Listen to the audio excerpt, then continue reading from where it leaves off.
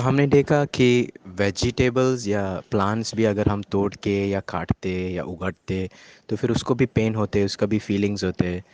तो इसका भी एक प्रकार का क्रूर था। तो लोग पूछने लगे कि वेजिटेरियन लोग जो है वो लोग भी पाप करते हैं, जानवर काटेंगे तो पाप हैं, तो वेजिटेरियन भी पाप हैं।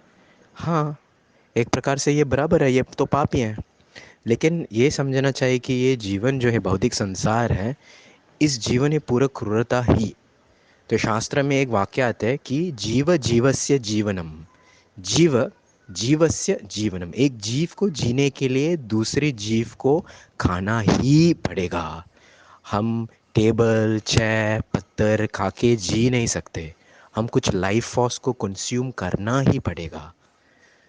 शास्त्र में क्या बता रहे हैं कि तो कम से कम हमको हिंसा जितना हो सकते उसको कम करना होना चाहिए।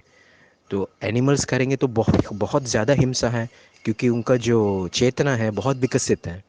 बड़े प्लांट्स जो है, जैसे कभी हम ट्री से फल लेते हैं, तो कम से कम फल तो लेते, ट्री तो जी रहे, है ना। या कुछ दाने हैं, दाने हम काटते हैं तो प्लांट्स तो है ही है, वो अगले बार भी आ सकते हैं वापस। ऐसा ऐसा चीज़ तो उसका हिंसा है, कम है। बट हाँ, केवल वेजिटेरियन खाने से ही पाप। इसलिए भगवत गीता में 3 अध्याय 13वां श्लोक भगवान श्री कृष्ण बता रहे हैं, यज्ञ शिष्टा शिनाशंतो मुच्यन्ते सर्व किल्बिषाय भुंजते ते तु अघम पाप ये पचंती आत्मा कारणात। अगर कोई खुद के लिए कुकिंग करते तो वो केवल पाप भक्षण करते, पाप खाते हैं। लेकिन अगर वो चीज़ मेरे लिए कुकिंग करते या मेरे को नैवेद्य या भोग लगाते, वो उसके बाद खाएंगे, तो प्रसाद जो बोलते कृष्ण प्रसाद, उसमें पाप नहीं लगेगा।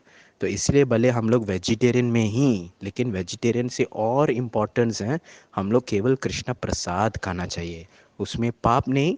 उल्टा मुच्चनते सल्वा किल बिशाय, जितना पाप हमने ऑलरेडी किया उसको भी नष्ट हो जाता है। हरे कृष्णा।